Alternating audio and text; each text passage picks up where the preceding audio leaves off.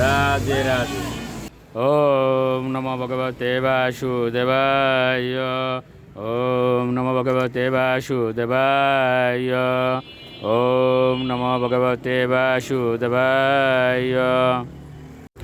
শ্রীমদ্ ভাগবত চতুর্থ স্কন্দ পুষণম দ্বাদশ অধ্যায় ধ্রুব মহারাজের ভগবদ্ধামে গমন।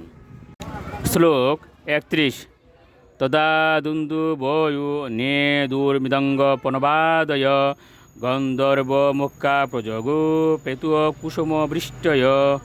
অনুবাদ: তখন আকাশে ধুন্দুবি মৃদঙ্গ ও পনব বাজতে শুরু করেছিল, মুখ্য গন্ধর্বেরা গান গাইতে শুরু করেছিলেন এবং অন্যান্য দেবতারা ধ্রুব মহারাজের উপর পুষ্পবৃষ্টি করেছিলেন।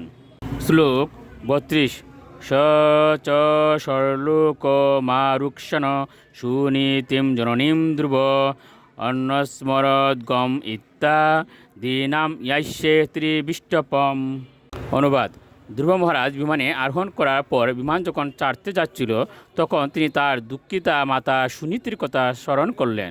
তিনি মনে মনে ভাবলেন, আমার দুঃখিনী জননীকে ফেলে রেখে আমি কী করে বৈকুণ্ঠে লুকিয়ে যাব। শ্লোক 33।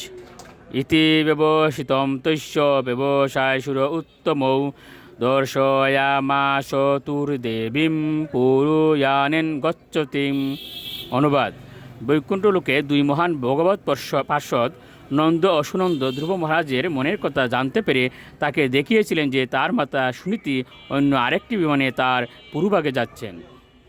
শ্লোক 34।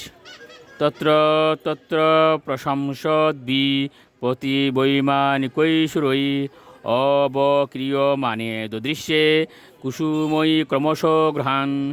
অনুবাদ: অন্তরিক দিয়ে যাওয়ার সময় ধ্রুব মহারাজ ক্রমশ সৌরমণ্ডলের সমস্ত গ্রহগুলি দেখতে পেলেন এবং পথে তার উপর পুষ্পবর্ষণকারী ও বিভিন্ন বিমানে বিচরণকারী সমস্ত দেবতাদের দেখতে পেলেন।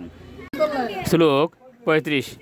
ত্রৈলোক্যম দেবয়ানেন সুঅতিব্রজ মুনিনপি পরস্তাদ ধ্রুব গতির্বিষ্ণু পদম অত অব্যগাত।